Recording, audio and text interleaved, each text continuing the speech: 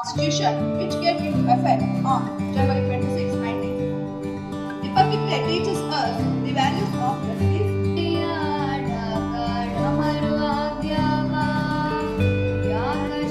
Nation.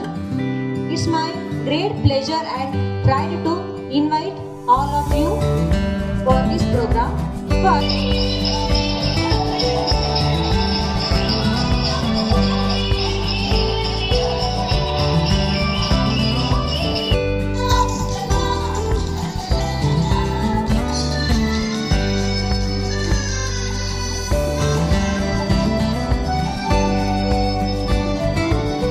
ಇದನ್ನು ಇಡೀ ದೇಶವೇ ಸಡಗರ ಸಂಭ್ರಮದಿಂದ ಆಚರಿಸುತ್ತದೆ.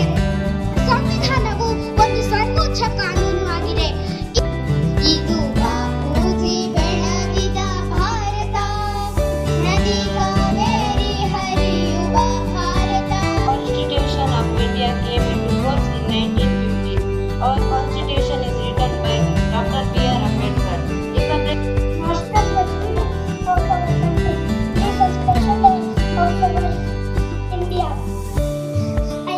ಸ್ವಾತಂತ್ರ್ಯ ಬಂದ 2.5 ವರ್ಷಗಳ ನಂತರ ನಮ್ಮ ದೇಶವು ಗಣರಾಜ್ಯವಾಯಿತು. ಈ ದಿನವು ಪ್ರತಿಯೊಬ್ಬ ಭಾರತೀಯನಿಗೂ ತುಂಬಾ ಮಹತ್ವದಾಯಕ ದಿನವಾಗಿದೆ.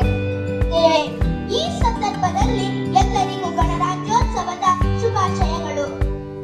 ನಮ್ಮ ದೇಶಕ್ಕೆ 1947ರಲ್ಲಿ ಸ್ವಾತಂತ್ರ್ಯ ಸಿಕ್ಕಿದರೂ ನಮ್ಮದೇ ಆದ ಸಂವಿಧಾನವು ಜಾರಿಗೆ ಬಂದದ್ದು 1950 ಜನವರಿ 26ರಂದು.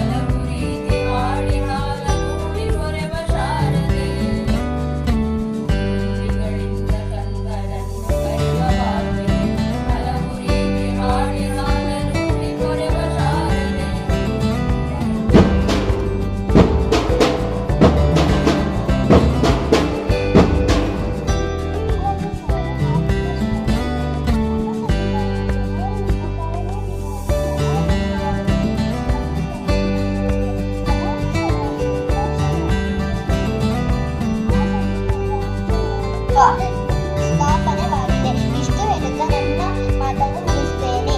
ಸಂವಿಧಾನ 1900 ಜನವರಿ 26ರಂದು ಜಾರಿಗೆ ಬಂದಿತು.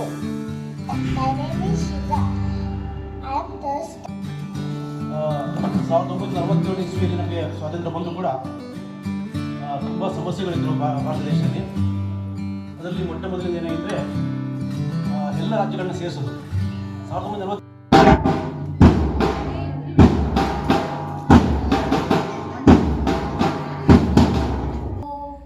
ಭಾರತ ಮಾತಾ ನಿನ್ನಯ ಚರಣಕ್ಕೆ ವಂದಿಸುವೆ ನಾವು.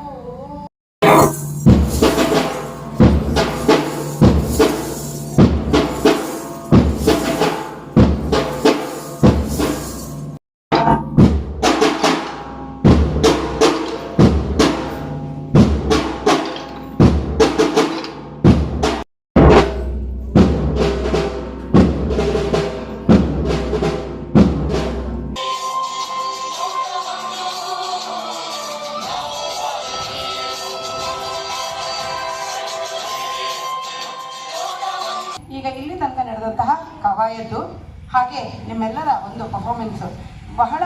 Shahzeen Aira, today is 26th January. Today we are celebrating 77th Republic Day.